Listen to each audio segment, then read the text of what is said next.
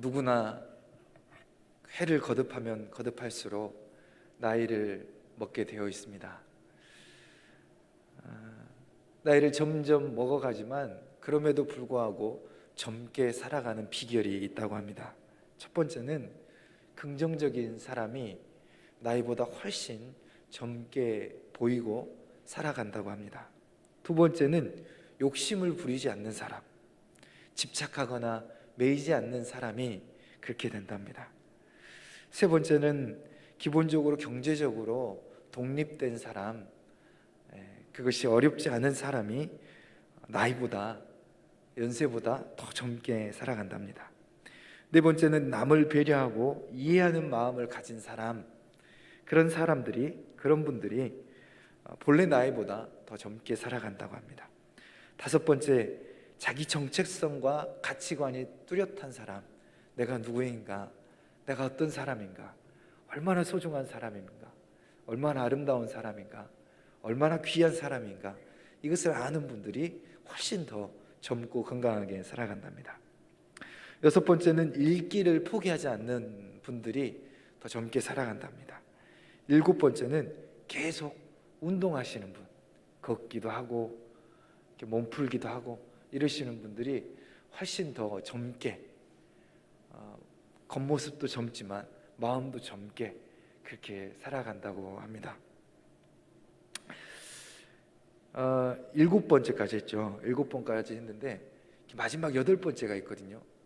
저는 이 글을 보면서 이분이 조금 잘 못 알고 계시는구나, 이거 하나면은 충분한데, 이거 하나면은 그 누구보다 젊게 보일 뿐만 아니라 젊은 마음과 몸으로 살아갈 수 있는데 라는 생각이 들더라고요. 여러분, 여덟 번째가 혹시 뭔 줄 아시겠어요? 네? 우리에게 있어요. 여덟 번째가 뭐냐면 신앙을 가진 사람.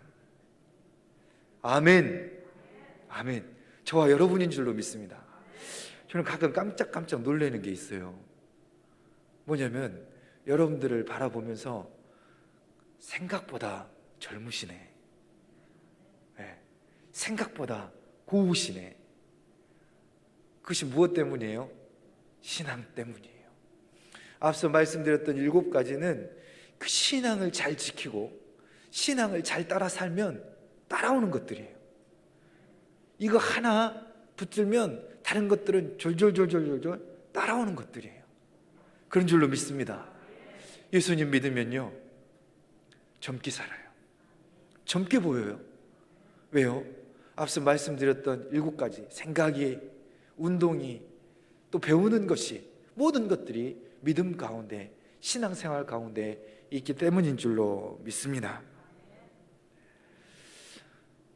우리가 나이를, 저는 아직 잘 모르겠는데요, 그 많은 분들이 이렇게 이제 조금 이제 연차에 맞게 이렇게 나이를 먹고 또 나이 드시는 것이 보이는데, 갑자기 급격하게 그 노쇠화나 또는 나이를 드시는 게 급격하게 느껴질 때가 있는데, 그때가 언제냐면 바로 은퇴를 전후로 해서 그래요.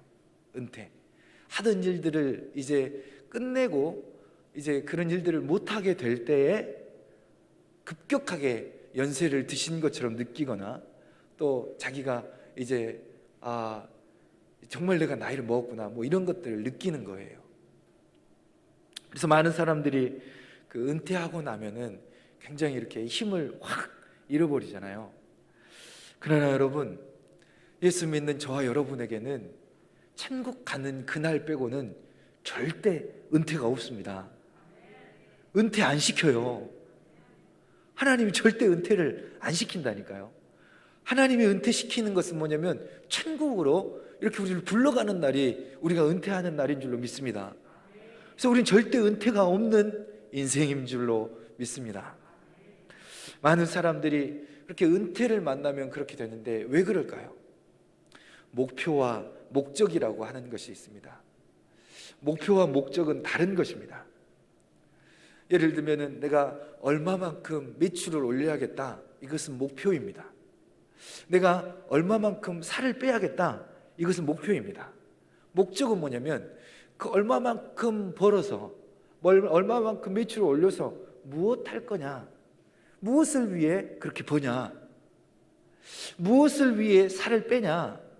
더 건강하기 위해서 살을 뺀다는 거죠. 다른 일들에, 더 큰 일에 투자하기 위해서, 이게 목적이에요. 무엇을 위해서 하느냐? 이게 목적이고, 무엇을 이루느냐? 이것이 목표예요. 많은 사람들이 목표를 가지고 살아요. 어떤 목표를 가지고 살아갑니까? 성공이라고 하는 목표를 가지고 살아가요. 나는 꼭 성공해야 없고, 그러니까 힘이 빠지지 않는 것이죠. 오늘 함께 본 말씀 가운데에는 이 삶의 목적이 분명한 사도 바울의 이야기가 나오고 있습니다. 그의 평생의 삶이 무엇을 향하여 살아가는지, 무엇을 위해 살아가는지, 무엇하며 살아갈 것인지, 그래서 이렇게 얘기하죠. 생명조차도 귀한 것으로 여기지 않겠다. 생명 다하는 날까지 나는 이것을 할 거야.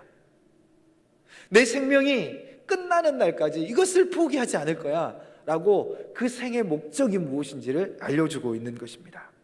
사도행전 20장 24절 말씀, 내가 달려갈 길과 주 예수께 받은 사명, 곧 하나님의 은혜의 복음을 증언하는 일을 마치려면은 나의 생명조차 조금도 귀한 것으로 여기지 아니하노라.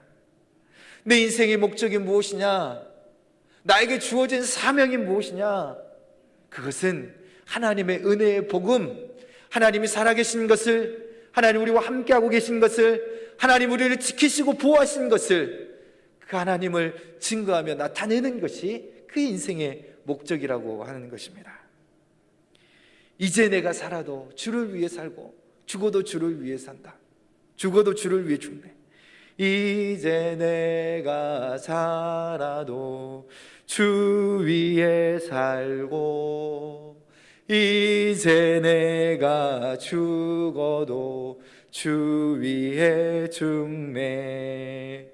그러므로 나는 사나 죽으나 주님의 것이요, 사나 죽으나 사나 죽으나 날 위해 피 흘리신 내 주님의 것이요. 아멘. 사도 바울은 인생의 목표뿐만 아니라 그것보다 더 소중한, 내가 이 일을 통하여서, 유대인을 섬기는 것을 통하여서, 이방인을 섬기는 것을 통하여서, 나를 낮추고 겸손으로 눈물로 살아가는 것을 통하여서 하나님의 영광을, 복음을 증거하는 것이 인생의 목적이었어요. 살아도 죽어도, 사나 죽으나 나의 모든 것이 주님이 존귀케 되는 것이 그 인생의 목적이었습니다. 이 삶의 목적, 사명이 분명한 삶을 살아가는 삶, 그의 삶이 어떠한지 오늘 마지막으로 보여주고 있는데요, 3차 선교 여행을 마치고 마지막으로 이제 그가 땅끝이다, 예루살렘과 온 유대와 사마리아와 땅끝까지 이르러 내 증인이 되리라 라고 말씀하셨던 그 예수 그리스도의 마지막 유언의 말씀, 그 명령의 말씀, 그 말씀을 붙들고 예루살렘을, 온 유대를, 사마리아를, 그리고 이제는 땅끝을 향하여 나아가기 전에 그가 지금까지 전도했던, 가장 힘써서 전도했던 에베소 지역의 장로님들을 불러놓고, 제자들을 불러놓고, 성도들을 불러놓고 그의 삶에 대해서 얘기를 하는 거예요. 나는 내 인생의 목적을 여기에 두고 살아갑니다. 이 일을 위해 내 생명을 다하면서 살아갈 것입니다. 이 일을 위해 지금까지도 그렇게 살아왔고 앞으로도 살아갈 텐데, 내가 어떻게 살아왔는가 여러분들이 잘 아실 것입니다 라고 얘기하며, 이 인생의 목적을 가진 사람들이 어떻게 살아가야 하는지를 오늘 말씀을 통해서 우리에게 알려주고 있습니다. 첫 번째는 겸손과 눈물로 행한 것입니다. 유대인 중에 유대인이었던 바울이, 최고의 학파, 최고의 학위, 가말리엘의 문화생이었던 이 사도 바울이, 로마 시민권자인 바울이 어떻게 그의 삶의 목적, 사명, 그것을 이루기 위해 살아갑니까? 고린도전서 9장 20절에서 21절에 보면 유대인들에게 내가 유대인과 같이 된 것은 유대인들을 얻고자 하며 율법 아래에 있는 자들에게는 내가 율법 아래에 있지 아니하나 율법 아래에 있는 자같이 된 것은 율법 아래에 있는 자들을 얻고자 하며 율법 없는 자에게는 내가 하나님께는 율법 없는 자가 아니요 도리어 그리스도 율법 아래에 있는 자이나 율법 없는 자와 같이 된 것은 율법 없는 자들을 얻고자 함이라. 약한 자들에게 내가 약한 자와 같이 된 것은 약한 자들을 얻고자 하며 내가 여러 사람에게 여러 모습이 된 것은 아무쪼록 몇 사람이라도 얻고자 함이라. 사도 바울의 자기 비움과 겸손이 이렇게 나타났습니다. 예수님께서 하나님이시지만 그러나 자기를 비워 종의 형체를 가지심과 같이 사도 바울이 학문으로 사회적 지위로 명예로 한다면 그러지 않아도 되지만 예수 그리스도를 증거하는 그 사명 때문에 인생의 목적 때문에 그는 그의 모습을 겸손함으로 눈물로 바꾸어 가는 것입니다. 두 번째는 유익한 것은 무엇이든지 공중 앞에서나 각 집에서나 거리낌이 없이 여러분에게 전하여 가르쳤다. 좋은 것은 무엇이든지 나눴다라고 하는 거예요. 가르쳤다고 하니까 나는 그 상관없겠다 이렇게 생각하는데 가르침이라고 하는 것은 가장 중요한 가르침은 뭐예요? 나처럼 해봐요. 이렇게 본이 되는 거예요. 본이 되는 거. 사도 바울은 본이 되었던 거예요. 그래서 내가 그리스도를 닮아 살아가는 것처럼 나를 본받아 살아가라고 감히 말할 수 있었던 사람이 바로 사도 바울이었어요. 코로나로 인해서 우리 모든 관계가 단절되잖아요. 구역 모임이 사라지잖아요. 모일 수가 없잖아요. 어떻게 해야 돼요? 그러나 오늘 이 말씀에서 보면서 느끼는 것은 뭐냐면 내가 만나는 좋은 것들, 그 가운데서도 내가 만나는 것들을, 좋은 것들을 나누며 살아야 된다, 전하며 살아야 한다 라고 하는 거예요. 처갓집이 가까우니까 아주 좋아요. 왜냐하면 애들도 봐주시고 고생하시는 분들 죄송합니다. 애들도 봐주시고 먹을 것도 잘해주시고 그래가지고 너무 좋은데 처갓집 갈 때마다 반찬이 바뀌어 있어요. 제조사가 달라요. 알고 봤더니 우리 어머니 이제 같은 구역의 이 구역원들이 그렇게 요일별로 이렇게 반찬을 서로 이렇게 나누고 계시는 거예요. 그래서 저는 매일 그 갈 때마다 이 제조사가 다른 반찬을 먹고 있는 거예요. 얼마나 맛있는지 몰라요. 왜냐하면 제조사가 다르니까 더 맛있게 느껴지는 것 같더라고요. 이날은 새콤한 맛으로, 이 맛은 좀 짠맛으로, 이날은 조금 진한 맛으로, 이날은 좀 아무튼 가벼운 맛으로 이런 것 같아가지고 너무 좋더라고요. 코로나로 인해서 모이지 못하고 함께 하지는 못하지만 함께 나눌 수는 있구나. 사도 바울이 자기에게 있었던 좋은 깨달음과 모든 것들을 많은 사람들에게 가르침으로 나눴던 것처럼 우리도 그렇게 살아가는 것이 본분 다하는 사명을 감당하는 우리의 삶이겠구나라는 생각을 해봅니다. 세 번째는 성령에 매여 성령에 이끌려 살아간다고 하는 것입니다. 나의 욕심과 욕망을 쫓아 살아가는 것이 아니라, 편안함을 쫓아 살아가는 것이 아니라 하나님 주시는 참 평안을 바라보면서 살아가는 거죠. 오늘 사도 바울이 고별 설교를 하고 있는데 성령께서는 이제 예루살렘으로 가게 될 텐데 예루살렘으로 가게 되면 심한 핍박과 고난이 기다리고 있다는 것을 보여줘요. 그럼에도 불구하고 포기하지 않고 그 길을 나아가는 것입니다. 조금 더 수고로운 일이 2021년에 우리에게 맡겨질 수도 있어요. 사명으로, 섬김으로, 봉사로, 기관장으로. 그럼에도 불구하고 성령님께서 우리에게 들려주시는 그 부르심에 응답하며 살아가는 것이 저와 여러분이 살아가야 하는 것입니다. 이 말씀을 준비하면서 가장 많이 생각나는 한 분 목사님이 계셨어요. 안산제일교회 고훈 목사님이라고 하는 분인데요, 제가 안산제일교회에 좀 사역할 때가 있었거든요. 제가 처음 갈 때는 이분이 이제 암 때문에 고생을 많이 하셨잖아요. 그래서 위기를 다 겪고 이제는 암 제거를 다 치료를 받으셨는데 몸이 너무 약해져가지고 그 사람을 만나지를 못할 때였어요. 제가 이제 결혼식도 그분이 주례를 해주셔가지고 했는데 마지막 날까지, 결혼하는 날까지 그분이 하실지 아니면 성령님이 하실지 모르는 상황이었어요. 그런데 그분의 목회를 이제 가까이서 보면서 제가 배웠던 세 가지가 있는데, 한 가지는 엘리베이터 이야기입니다. 그게 뭐냐면 엘리베이터 타면 모르는 사람들을 만난다는 거 아니겠어요? 그러면 이렇게 얘기한다는 거예요. 어린이들도 만나고 꼬맹이 애들도 만날 텐데 많은 사람들이 이렇게 얘기하죠. 인사해라, 이렇게 얘기한다는 거죠. 그럼 그분이 이렇게 얘기하는 거예요. 인사는 보는 사람이 먼저 하는 게 인사란다. 어린아이든 어른이든 자기가 봤으면 먼저 인사한다는 거예요. 그리고 애들에게도 자기가 먼저 인사를 한다는 거예요. 왜? 내가 본 사람이 먼저 인사한다는 거예요.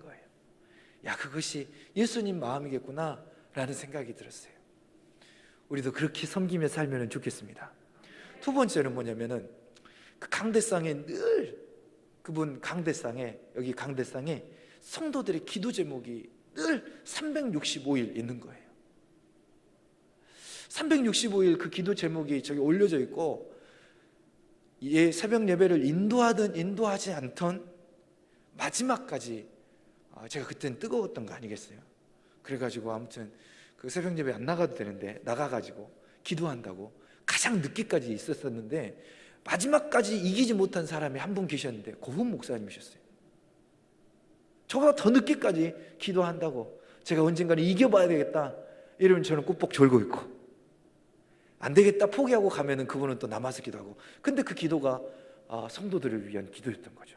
365일 그걸 넘겨가며 기도했던 거죠. 무슨 말씀을 나누고 싶냐? 여러분, 우리의 기도 가운데 우리의 기도도 있어야겠지만 중보 기도가 있어야 합니다. 형제들을 위한, 자매들을 위한, 우리 구역원을 위한, 우리 성도들을 위한 기도가 있어야 하는 것입니다. 마지막에 그분에 대한 신방 이야기인데요. 이제 신방을 다니시잖아요. 병원 신방을 가고 가정 신방을 가면 꼭 빈손으로 안 가셨다 그러더라고요. 그래가지고 이제 병원 신방을 가실 때 이제 과일이라도 하나 사가지고 가야겠다라고 해가지고 과일 가게를 들리는 거죠. 누구 과일 가게에 들릴까요?